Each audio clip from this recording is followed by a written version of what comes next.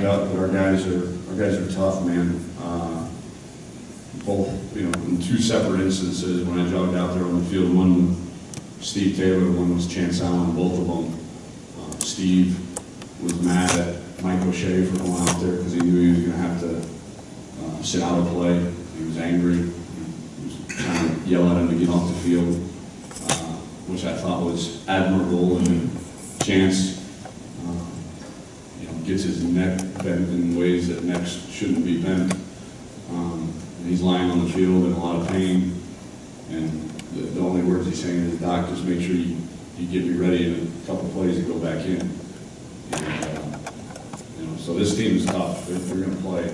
And I'm excited to see them, now that we got that bad taste out of our mouth, to go prepare to play a really good SMU team who has been in every single game that they played, whether that's TCU or Baylor or Tulsa. They've been in every single one, and they're going to be, again, very well rested, very well motivated. I'd like to think this is a bit of an in-state rivalry, being the only two teams in our conference in the state of Texas. And it's at night, at home, at their place, playing a top 11 team in the country. Again, just like every week, we're going to give their best shot, and their best shot is definitely good enough to beat us if we're not hitting on all cylinders. Questions? We good? I know you said that these guys are expected to be back, but who are some of the guys who may need to step up on the defensive side and then for a chance? Zach Vaughn needs to step up, you know, for Gerard. I think, you know, we feel good about our depth there, but those guys have to rotate against, especially against a tempo team, as you've seen. You know, BJ and Nick may be listed as backups, but they're not considered that. And to me, we have 5 starting defensive tackles that just happen to rotate in 3 spots. So Nick's got to pick up some load. You know, Gerard probably can't play maybe as many snaps. Matt, just depending on his health, if Matt isn't, if he's to the point where his injury is affecting the way that we play defense negatively, then we've got to put DeJuan Hines in, and he's got to go in and produce. I thought DeJuan did a decent job when asked to do that against Tulsa. And then, you know, we'll have Chance. Chance will be sore, but Isaiah Johnson's got to be the guy that takes some of those reps off of the 2 outside receivers, and really kind of Isaiah is a utility guy. He played some inside receiver, some outside receiver, along with Derek. And, you know, maybe those 2 young knuckleheads we have in Keith Corbin and Courtney Lark can have really good practices this week and merit some time in the game that isn't mop-up duty. Tom, you alluded to the fact earlier, you made to establish a brand, now you have to maintain a brand.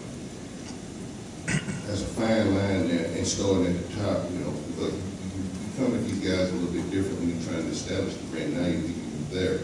You know, you see, you got to keep your foot on the time for everybody's view. Now the guy with everybody's got their gun pointing at you. Yeah, you know, I don't want to say last year was easy. It certainly wasn't, but the motivation was easy because, I mean, every week there was something about how we were either overrated or not good enough, or we were underdogs, or we were this, or we were that. And so the chip on our shoulder never had to be manufactured. It was there organically last year, and which creates a toughness and an edge about you. Where I think this year our team is tough and physical, but you know they're still learning how to be the hunted and not the hunter, and still learning how to be you know, the overdog. Is that the word? Instead of the underdog, the favorite, I guess, is, you know. And it is interesting, and it's a different, you're drawing on different senses to motivate yourself. I think one is a sense, it's all pride, but it's different. One, it's a pride, you know, when you're the underdog disrespected, it's the pride of, hey, I'm going to prove all of you wrong. And now it's the pride of, hey, I've got to prove everybody right. You know, I don't want to let anybody down. I need to,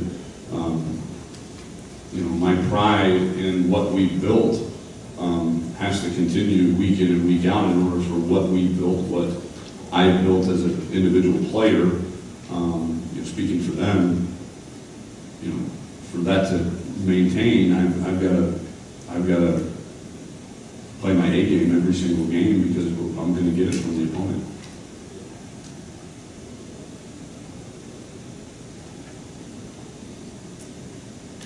Tom, I was wondering, when you went back and looked at that last play, just kind of how it developed, and you know they had I think a D tackle or defensive lineman in there, and then the moments in between game over, review, game over. Yeah, I mean, not much has changed in my, you know, having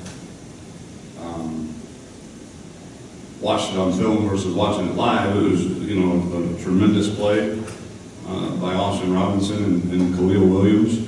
Austin, it being his first defensive snap all night, first meaningful snap of defense his entire career, really.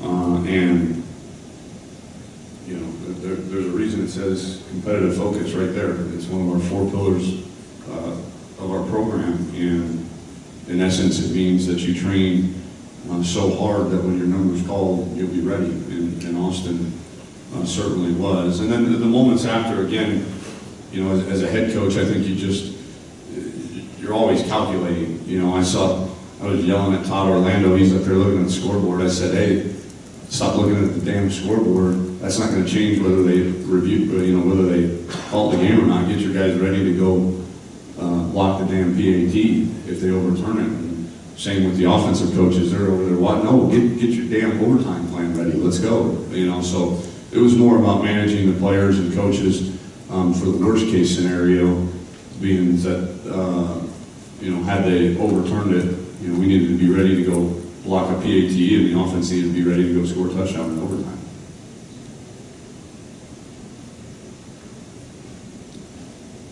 Tom, with Duke's situation uncertain, what are the next steps you'd like to see Dylan Burton take in his progression?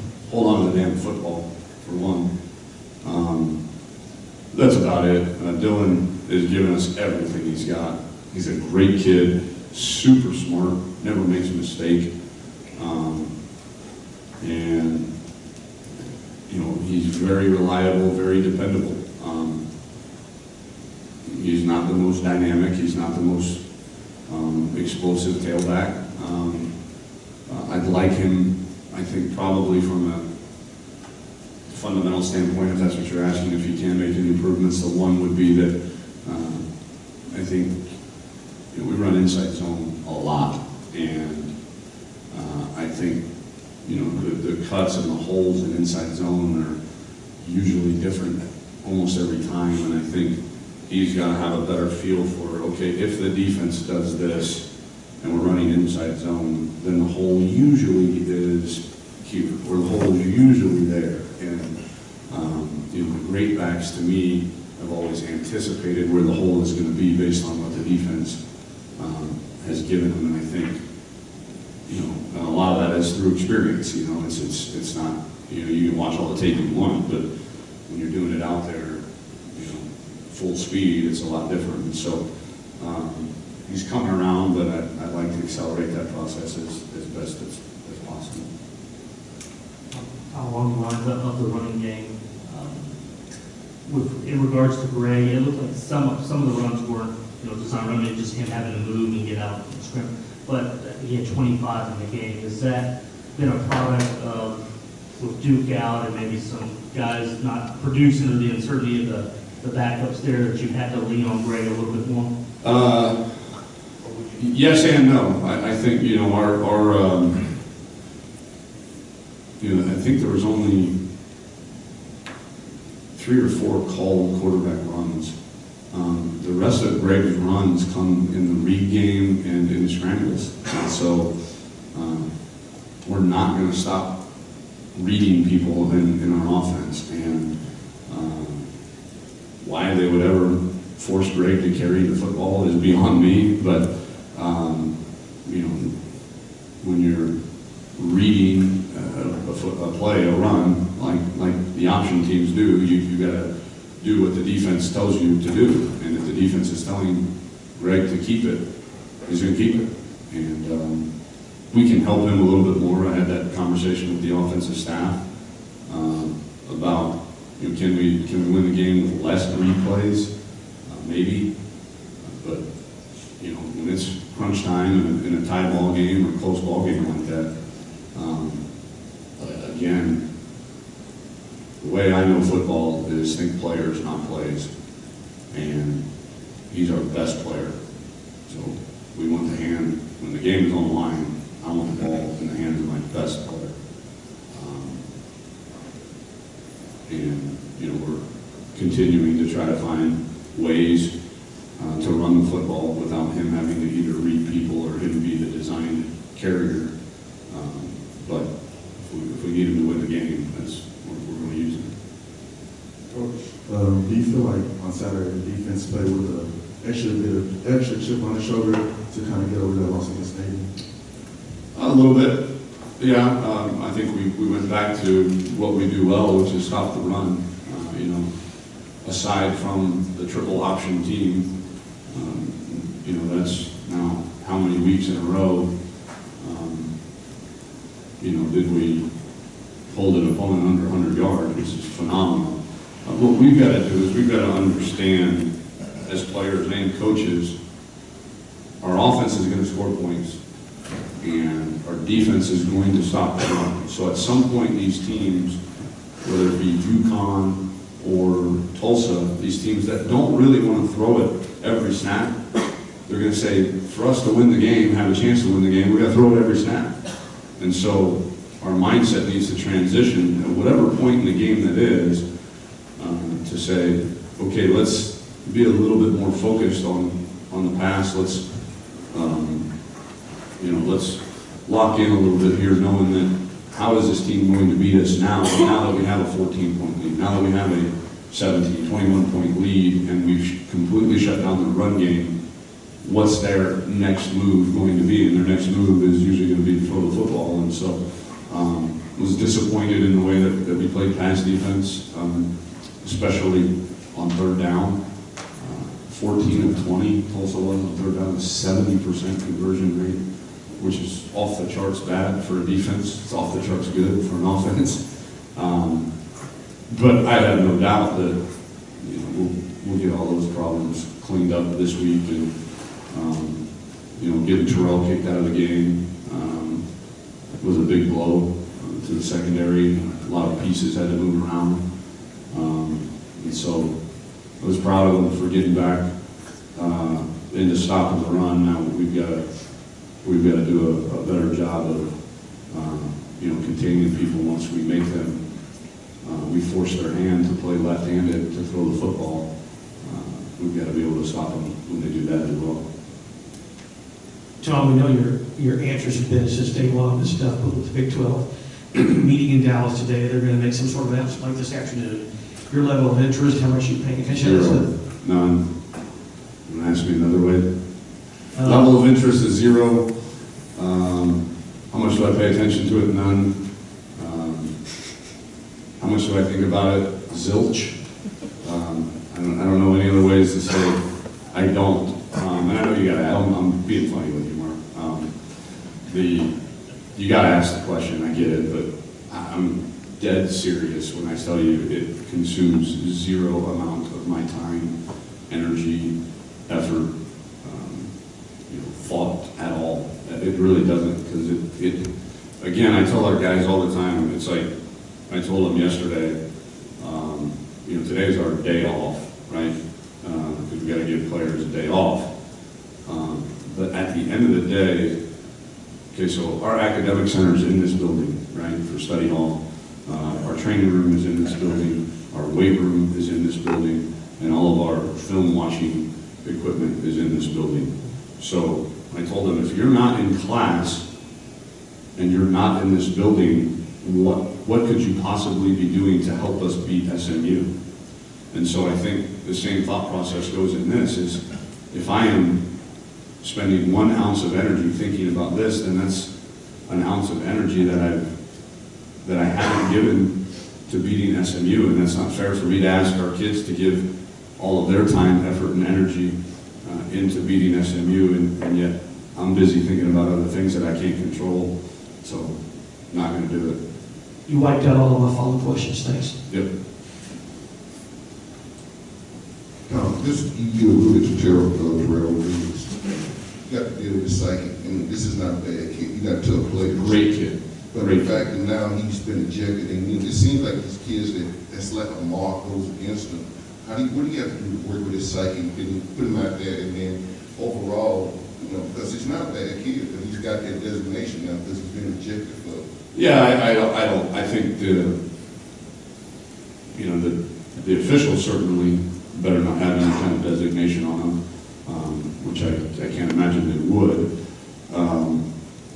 But the biggest thing is you got it's the old get back on the horse. You fall off the horse, you got to get back on. And for him, he thought he was doing the right thing, and in my opinion, he was. And he got called for it, but you've got to trust that you go do that again 100 times, and 100 times it's not going to get called targeting. And so that's a pretty easy fix, though, from what I've seen. Howard Wilson got thrown out of the game last year for targeting, and he was fine. Elandon Roberts, same thing against UConn last year. He was certainly fine. So you just got to tell them to trust their training, and that he was trained and did what he was trained to do, and he'll continue to do that, and it won't get called in the future. Tom, 10 penalties, that total was more, or the same that you've had in the previous 4 games combined. Variety-wise, is there cleanup issue? I mean, the things that... If we can stop kicking the ball out of bounds, that would take 2 of them away. And we'd be down to 8. We had a holding that I'm going to have the officials on Alex Fontana, that I'm going to have the officials give me an interpretation on that. We had a targeting that I'm going to have to get the officials' interpretation on that. We had a 2 pass interferences. A holding, which I'm, again, going to get the officials' interpretation on that. We had a pass interference on Brandon Wilson on a jump ball that was a 50-50 ball that both guys were going for the football, that I'm a bit unsure how, again, I'm supposed to teach defensive football. We had a late hit out of bounds on Jordan Milburn on the kickoff return that was a millisecond too late. So, those kind of aggressive penalties happen. We got to try to be as smart as we can, but when you're running full speed, and again, it's much like targeting, the instant, we're talking about decisions made in nanoseconds, right? And we're talking about brain impulses triggering to the body to perform a certain activity or action. And so he makes the decision to uncoil or to make the hit, make the tackle when the guy is inbounds, and then the next nanosecond, the guy's out of bounds. I don't know how Jordan Milburn is supposed to stop himself. And so what that's going to lead to, in my opinion, is if you reprimand it too much, you're going to get a whole bunch of guys on defense doing this when the ball carrier gets next to the sideline, and he's going to gain 10 more yards on you, tiptoeing and staying in bounds. So the 2 that were probably the most disappointing were or 4. The too many men on the field, that's on coaching. We've got to do a better job substituting against tempo offenses, and then the holding on the kickoff return, and then the personal foul on Will Noble. And he was punished for that. because that's unlike him to kind of go off like that. But, you know, the coaches will clean up the substitution ones. You know, Mike Ecke's got to play with better technique on the holding on the kickoff return, and then Will's an engineering major. He's about as smart a guy as we got on this team. He knows better than that and has been punished. I don't think that'll be an issue too. So, and then the rest of them, I got to have the official tell me what we're doing wrong and how we're coaching. Tom, while you're not going to give any thought to the Big 12, what benefits outside of the financial would a Power 5 conference designation be for a school like this? Does it have a benefit? Does it help the programs at all? Well, the financial one is big. You know, I like winning. And I said on the teleconference earlier, you know, I like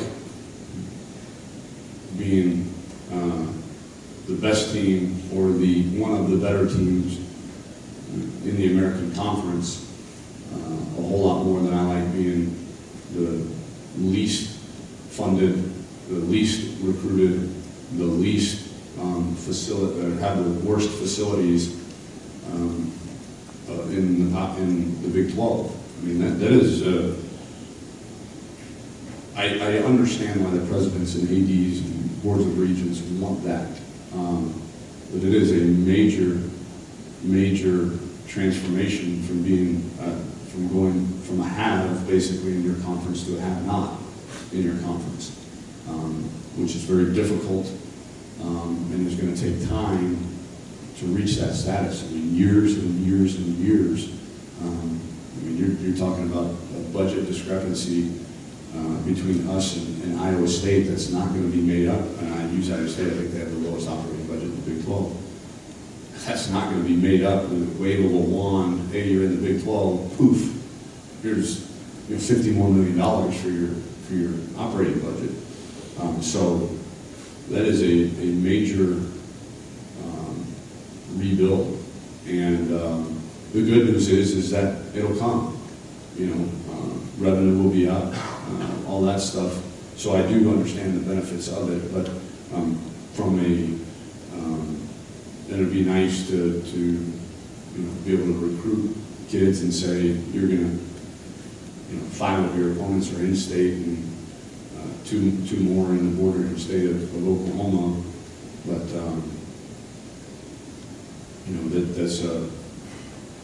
that's a major challenge in the short term from a resource standpoint to compete week in and week out. What kind of growth have you seen from SMU from last year to this year? Oh man, it's very similar to Tulsa. I mean, both those universities hit home runs with those two hires in Philip Montgomery and Chad Morris. You're seeing a lot of the same people by name on the field, but their bodies have changed, their quickness and speed and size and strength, all of those things have changed for the better. So I think you're seeing a team that's playing much better defense than they did a year ago. I think they're leading the country in takeaways right now, or interceptions or something like that.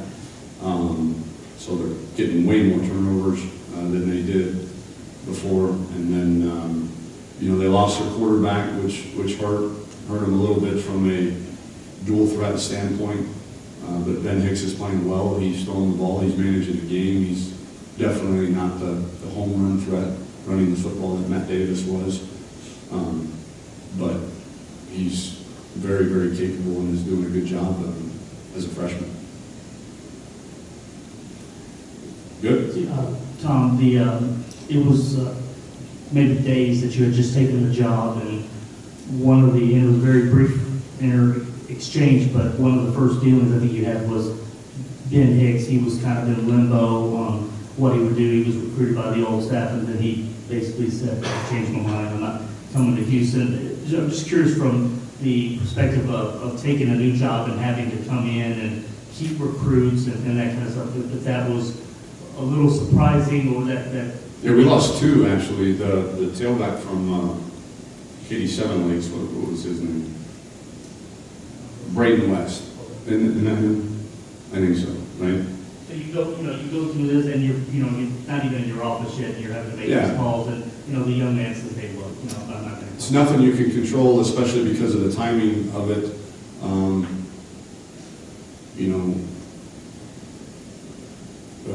Chad was able to get on the road and recruit that first week in December, so he had a week to get in these kids' homes. I was playing in the Big Ten Championship, so I didn't. And so by the time I got here, it was the extended dead period as far as recruiting goes, where, from the second week of December to basically the second week in January, you can't go on the road recruiting. And so you're trying to build these relationships over the phone, and it's not the same. Kids can't even come on your campus. So it makes it really hard and especially with Ben, he was in January enrollee. At least with Braden, we could get out there. I got out there in January and tried to talk to him, but he had already taken his visit here, and so it's not like you can say, hey, come back and take a visit. You don't even get those visits back. So it's difficult. I mean, I wish those guys nothing but success. If they're happy, I'm happy. I mean, we're in the kid business, and if that was the right decision for them and their future, then